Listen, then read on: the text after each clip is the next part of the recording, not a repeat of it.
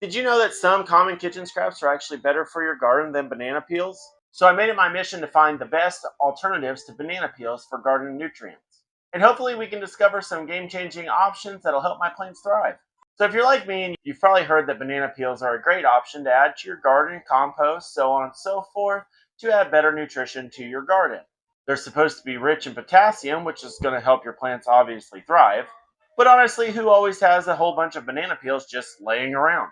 And the downside to having all those banana peels laying around, sit just on the counter or in a bowl or a bucket or whatever, is are they getting moldy? Are they drawing pests? And the only real option would be to take them out and put them in the compost.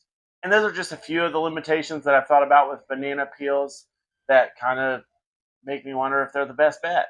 And one of the main issues with bananas is that they're low in nitrogen, which is really important for the beginning life of your plants because you need nitrogen to produce leaves, which will later on fuel the plant to provide the fruits that you're trying to harvest. And if you're already supplementing, why wouldn't you want to go ahead and do a full supplement instead of just supplementing specifically potassium? The other issue is they're not readily available, and it takes a while for a banana peel to break down.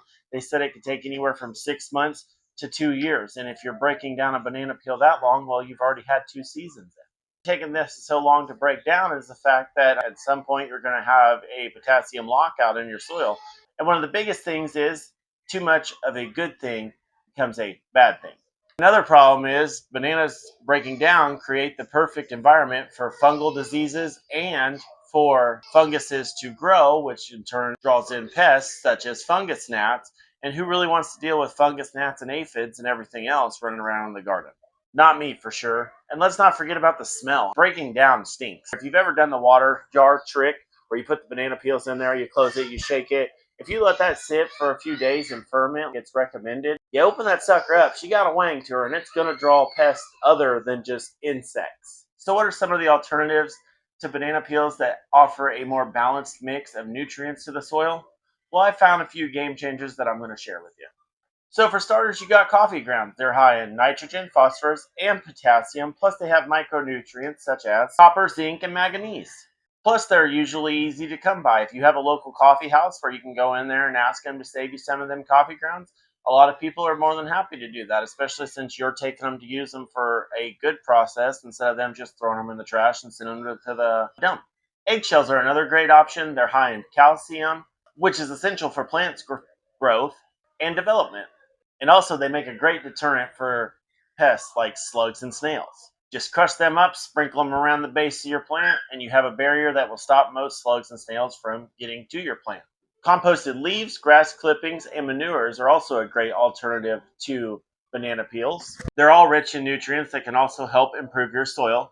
And a great thing with the composting, if you're composting all those, throw your banana peel out there, let that microbiome do their thing, and it'll get just as much nutrients out of there. Doing the teas, doing the buried it underneath the plants, so on and so forth, is not really unlocking the full potential of those bananas. I actually have a video that I'll put up top here that actually shows a quick way to make a liquid fertilizer out of banana peels. It is super useful, and we got a lot of good growth out of it this year.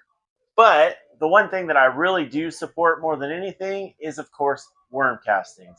Worm castings are the perfect fertilizer, all around fertilizer for your plants. And if you don't know what worm castings are, it's essentially worm poop that is rich in nutrients and microorganisms, which are going to help build your soil. And the best part is, it's super easy to make with a worm composter at home, or it's also called a vermicomposter. Worm castings are, of course, high in nitrogen, phosphorus, and potassium, as well as micronutrients like iron, manganese, copper, calcium, so on and so forth. And it's fully loaded with microbial life that will help your plants better absorb all the nutrients and make them more bioavailable for the plants. And plants that are grown in vermicompost are typically healthier, stronger, and a lot more resilient. So there you have it, a few alternatives to banana peels such as coffee grounds all the way to vermicompost, which will help bring your garden to a whole new level. And there's always more options to choose from. Go ahead and check them out.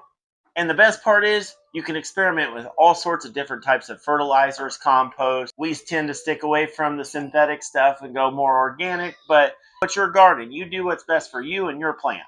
And if you've had any experience with any of these types of nutrients in the garden, go ahead and let me know in the comments below. I'd love to hear about them.